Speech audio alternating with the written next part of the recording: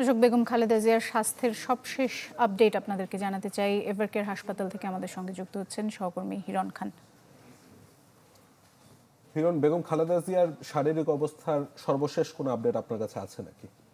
নাইম, দেখুন, বেগম খালেদা জিয়া অসুস্থ হওয়ার পরে প্রায় 13 দিন এই এভারকেয়ার হাসপাতালে, এবং দেশবাসী যেমনটি একটু আগে সংবাদে বলছিলেন, দেশবাসী সহ সবাই আসলে দোয়া করছেন যাতে তিনি সুস্থ হয়ে ফিরে আসেন। এখন পর্যন্ত আজকে প্রতিদিন যেমন ব্রিফিং করা হয়, আজকে এখন পর্যন্ত ব্রিফিং করা হয়নি তার শারীরিক অবস্থাকে। তবে আমরা বিভিন্ন সূত্র থেকে যেটা জানতে পেরেছি, তার আগের যে অবস্থা ছিল এখনও সেই অবস্থা। আজকে তার অসুস্থতাকে ঘিরে এভারকেয়ারে আপনি জানেন যে আজকে সকালবেলা বাংলাদেশ বিমানে করে 302 বিমানে করে এসেছেন ডক্টর জুবাইদা রহমান, এবং তিনি 12টার সময় এখানে এসেছেন।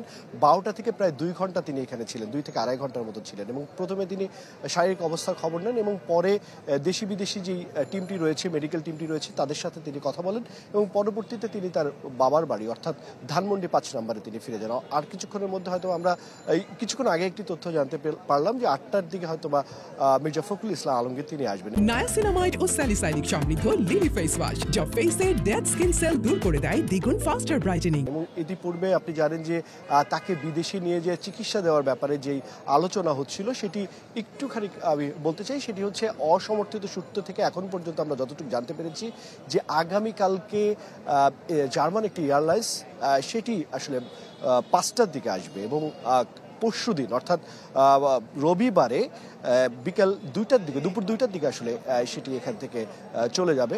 এবং এখন পর্যন্ত মির্জা ফখরুল ইসলাম আলমগীর তিনি সাংবাদিকদের মুঠোফোনে যেটি বলেছেন, সেই সূত্র ধরে আসলে বলা যেতে পারে যে রবিবার দিন তাকে নিয়ে যাওয়ার যে প্রক্রিয়া, সেই প্রক্রিয়া কিন্তু এখন পর্যন্ত আমাদের যে তথ্য এবং মির্জা ফখরুল ইসলাম আলমগীরের যে বক্তব্য, সে অনুযায়ী অর্থাৎ বলাই যেতে পারে যে তিনি যাচ্ছেন এই প্রক্রিয়াতে। অর্থাৎ এখনো পর্যন্ত কিন্তু আলোচনা চলছে। একটা সবথেকে গুরুত্বপূর্ণ বিষয় হচ্ছে 4 জন এই বিমানে পেশেন্ট সহ 5 জন যেতে পারবে। যেহেতু এর আগে 18 জনের একটা তালিকা রয়েছে, সেই বিষয়টি কিন্তু নিয়ে আলোচনা হচ্ছে, এবং তার শারীরিক অবস্থাও আসলে বিবেচনা করা হবে তার এই ফ্লাই সংক্রান্ত ইস্যুতে। আরেকটি বিষয় একটু জানিয়ে রাখি যে এখন পর্যন্ত কিন্তু আজকে এই কোনো রকম কোনো সংবাদ সম্মেলন হয়নি তার শারীরিক অবস্থা এখন বর্তমানে কি রয়েছে সেই বিষয়ে। তবে নানা ধরনের নানা মানুষ বিভিন্ন জায়গা থেকে যে গুঞ্জন এবং গুজব করছে, সেই বিষয়টি কিন্তু আসলে নিশ্চিত করেছে বিএনপির পক্ষ থেকে যে এই ধরনের কোনো রকম কোনো গুজব কিন্তু এখন পর্যন্ত নেই। আপনাকে অসংখ্য ধন্যবাদ।